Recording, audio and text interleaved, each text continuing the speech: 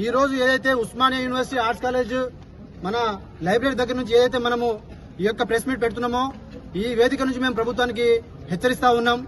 ఇప్పటి వరకు మేము ఎస్సీ వర్గీకరణ ఆగినాం, బీసీ డిక్లరేషన్ ఆగినాం. కానీ ఇక మీద మేము ఆగే ప్రసక్తే లేదు. మేము శాంతియుతంగా ఈ రోజు నుంచి నిరవధిక ర్యాలీలు రేపు అశోక్ నగర్ లో పెడతాం, దిల్సు నగర్ లో పెడతాం, అన్ని యూనివర్సిటీలో పెడతాం, అన్ని లైబ్రరీలో పెడతాం.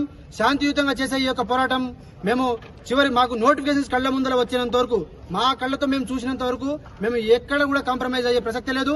ఈ ఉద్యమాన్ని మేము ఆపేదే లేదు. శాంతియుతంగా ఖచ్చితంగా మేము ఈ యొక్క ఉద్యమం చేయబోతా ఉన్నాం. మమ్మల్ని 119 ఎమ్మెల్యేల ముందర మీరు చెప్పినటువంటి మాట మీరు తప్పినప్పుడు మేము మిమ్మల్ని నమ్మే ప్రసక్తే లేదు. మేము టీజీపీఎస్సీ చైర్మన్ చెప్పినా, ఏ ముఖ్యమంత్రి చెప్పినా, ఏ రాహుల్ గాంధీ చెప్పినా కూడా మేము వినిపించుకోము. మాకు కళ్ల ముందర నోటిఫికేషన్స్ కనబడినంత వరకు, మాకు కళ్ల ముందర నోటిఫికేషన్ మేము చూసినంత వరకు మేము ఈ ఉద్యమాన్ని ఆపం. మేము ఈ ఎమ్మెల్సీలో కాంగ్రెస్ పార్టీ హటావో, జాబ్ క్యాలెండర్ బచావో అనే ఒక నినాదంతో పోతున్నాం. లోకల్ బాడీ ఎలక్షన్స్ లో కూడా కాంగ్రెస్ పార్టీకి ఒక్క ఓటు కూడా వేయకుండా మేము ప్రచారం చేస్తాం. యావత్ తెలంగాణలో ఉన్న నిరుద్యోగులు కూడా మేము పిలిపిస్తా ఉన్నాం. మాకు జాబులు ఇవ్వండి, మీకు ఎంపీటీసీ ఉద్యోగాలు మేమిస్తాం. మాకు జాబులు ఇవ్వండి, మీకు ఎమ్మెల్సీ ఉద్యోగాలు మేమిస్తాం.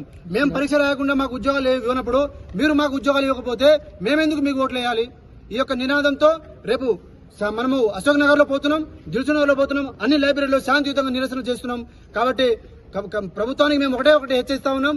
మీరు మీ జాబ్ క్యాలెండర్ వద్దు, ఏమొద్దు, మాకు ఒకటి కావాలి. మాకు నోటిఫికేషన్స్ ఆన్ ది స్పాట్ లో మాకు కావాలి. ఎప్పుడు వేస్తే అప్పటి వరకు మేము ఈ ఉద్యమాన్ని ఆపేదే లేదు.